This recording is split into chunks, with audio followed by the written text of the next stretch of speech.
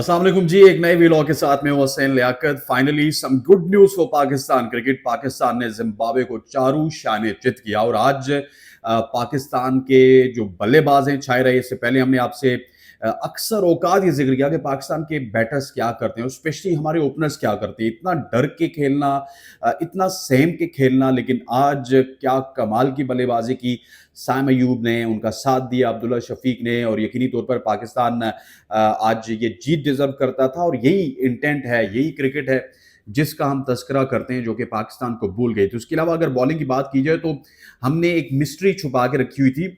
वो मिस्ट्री थी अबरार अहमद की, और आज उस मिस्ट्री को हमने दुनिया के सामने रखा है। और उसने परफॉर्म भी किया। उन्होंने 4 विकेटें भी ली। डेब्यू मैच था ओडीआई क्रिकेट में। यकीनी तौर पर डेब्यू मैच में 4 विकेटें लेना एक मायने रखता है। और क्या ही कहने साइम अयूब के और अब्दुल्ला शफीक के। और आज के दिन मैं ये समझता हूं कि पाकिस्तान ने बहुत सारी ऐसी गलतियां हैं जो कि पिछले हमने ओडीआई में देखी थी, वो पाकिस्तान ने नहीं की। सबसे बड़ी गलती पाकिस्तान ये पिछले ओडीआई में की कि आपने देखा होगा एंड वक्त पे जाके एक पार्टनरशिप लगी थी लेटर पार्ट पे, और उस पार्टनरशिप से पाकिस्तान को बहुत ज्यादा नुकसान हुआ था। आज पाकिस्तान ने पार्टनरशिप नहीं लगने दी और फाइनली पाकिस्तान एक विन ट्रैक पे आ चुका है। अगर बात की जाए पाकिस्तान की बॉलिंग लाइनअप की, तो स्टार्ट थोड़ा सा शेकी जरूर था। आमिर जमाल को बहुत वर्क करने की जरूरत है। आमिर जमाल के ऊपर एक टैग लगा हुआ है कि वो सिर्फ टेस्ट क्रिकेट बॉलर हैं। जब भी हम किसी डोमेस्टिक क्रिकेट में उनको देखते हैं, बड़ा अच्छा परफॉर्म करते हैं 4 डे में। उसके अलावा ऑस्ट्रेलिया में भी उन्होंने अच्छा परफॉर्म किया, लेकिन जब T20 की बारी आती है, फिर ओडीआई क्रिकेट की बारी आती है, तो वो थोड़े से महंगे साबित होते हैं। हमने ये पीएसएल में भी देखा, जब वो पेशावर जल्मी से खेल रहे थे, वहां पे भी वो महंगे थे। उसके अलावा एक उन्होंने हमें जितवाया था T20 इंग्लैंड के खिलाफ, लेकिन उसके बाद से जब भी उनको पाकिस्तान में भी मौके मिलते हैं, वो ओडीआई क्रिकेट में भी महंगे साबित हो रहे हैं। आमिर जमाल को इसके ऊपर काम करना होगा। और फिर मुझे एक हैरानगी हुई वैसे कि हसीबुल्ला को ड्रॉप किया गया। उस वक्त मुझे हैरानगी हुई कि हसीबुल्ला को ड्रॉप नहीं करना चाहिए था, उनको उनके स्लॉट पे खिलाना चाहिए था। लेकिन जिस तरह आपके ओपनर्स खेल रहे हैं, मेरा ख्याल है आपके ओपनर्स ने आज जिस तरह वो खेले हैं, उन्होंने ये साबित किया कि वो डिजर्व करते थे दोनों, और उनको चांस भी मिला।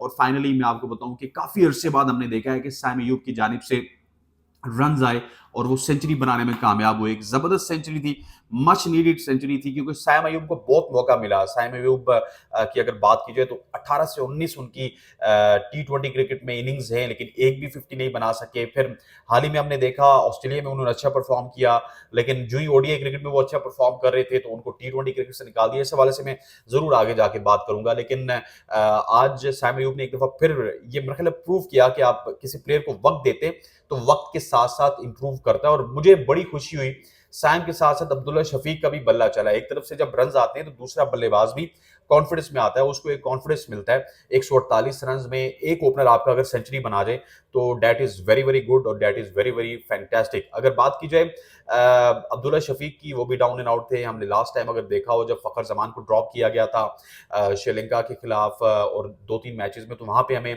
सेंचुरीज देखने को मिली थी अब्दुल्ला शफीक की जानिब से। लेकिन उसके बाद से उनका जो बल्ला था वो रन नहीं उगल रहा था, और ये एक बड़ा कंसर्निंग पॉइंट था पूरे पाकिस्तान के लिए। और अब सैम और अब्दुल्ला का बल्ला चला है। ये बल्ला जिम्बाब्वे के खिलाफ चला है।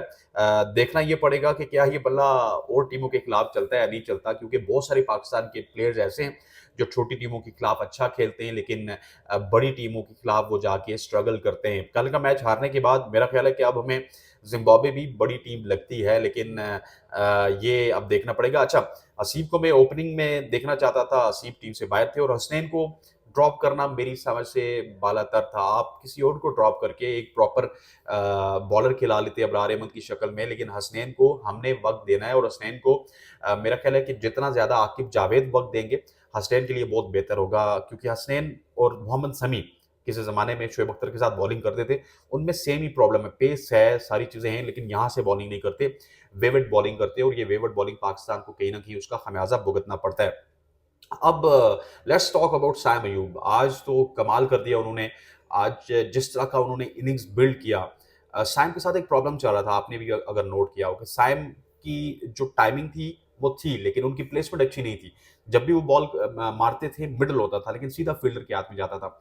आज टाइमिंग भी बहुत परफेक्ट थी, पॉइंट के ऊपर से उन्होंने बड़े खूबसूरत छक्के लगाए। फिर उसके बाद कवर, एक्स्ट्रा कवर के ऊपर उन्होंने बड़े खूबसूरत छक्के लगाए। फिर 50 जो की, वो बड़े मजे की उन्होंने नो लुक शॉट के ऊपर 50 की।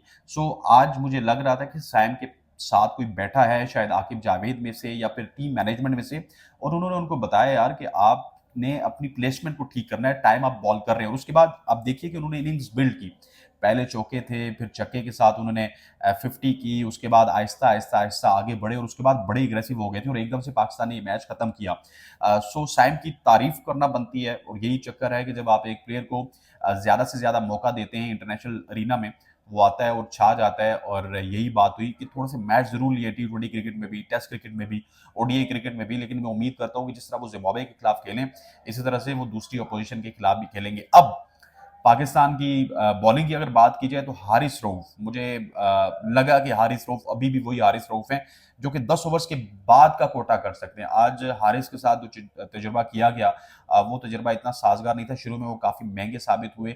आज हमारे फास्ट बॉलर्स ने भी विकेट नहीं लिए, 4 विकेट अबरार ने ले लिए, उसके बाद आगा सलमान ने विकेट लिए, लेकिन फैसल अकरम का भी विकेट था। फैसल अकरम से तो पूरी बॉलिंग नहीं करवाई। सो हारिस के साथ वो प्रॉब्लम चल रहा है। अब हारिस को खिलाने का फैसला as a new ball bowler मुझे नहीं लगता कि वो साजगार था। आपको स्नेन के ऊपर वर्क करना चाहिए था। ये एक गेम्बल था पाकिस्तान की जानिब से और वो जिम्बाब्वे समझ नहीं पाई। छोटी टीम है, छोटी टीमें अक्सर इस तरह की गलती करती हैं। थोड़ा सा ओवर एम्बिशियस थे कि आज किसी तरह से वो मैच जीतेंगे और सीरीज अपने नाम करेंगे, लेकिन अब मेरा ख्याल है कि आज के मैच के बाद पाकिस्तान को बड़ा कॉन्फिडेंस मिलेगा। आप मतलब इतना आसानी से आपने गेम खत्म कर दी, चंद ओवर्स लिए, उसके अंदर आपने गेम खत्म की, इंटेंट शो किया। सो वो इंटेंट शो करने का फ़ायदा पाकिस्तान को अगली गेम में ज़रूर होगा। लेकिन मैं चाहूँगा कि अब अगर ज़िम्बाब्वे के खिलाफ साइम अयूब और अब्दुल्ला शफीक चल चुके हैं, तो किसी न किसी तरह से हमें हसीबुल्ला को भी मेरा ख्याल है फेयर इनफ मौका देना चाहिए एज़ ए ओपनर। अगर हमने उनको टीम में लाया है तो एज़ ए ओपनर उनको मौका देंगे, तो तभी जाके मामलात हमारे दुरुस्त होंगे। अगर अगर हम हसीबुल्ला की उस परफॉर्मेंस के ऊपर बात करें जो कि वो टीम पाकिस्तान में देते हैं, तो हसीबुल्ला की परफॉर्मेंसेस को हम फिर उनको उनकी पैमाइश करनी होगी कि हसीबुल्ला क्या एज़ ए ओपनर ठीक हैं या फिर एज़ ए मिडल ऑर्डर ठीक हैं। क्योंकि अब देखिए आज के मैच में तो 20 ओवर से पहले-पहले ही मामलात ख़त्म हो चुके। लेकिन हसीब को हमने अगर मौका देना है तो उनको हमें कम से कम 4 से 5 मैच एज़ ए ओपनर देने पड़ेंगे। और उसके साथ-साथ कामरान गुलाम आज उनकी बारी नहीं आई। मेरा ख़्याल है कल भी उनको नहीं चेंज करना चाहिए।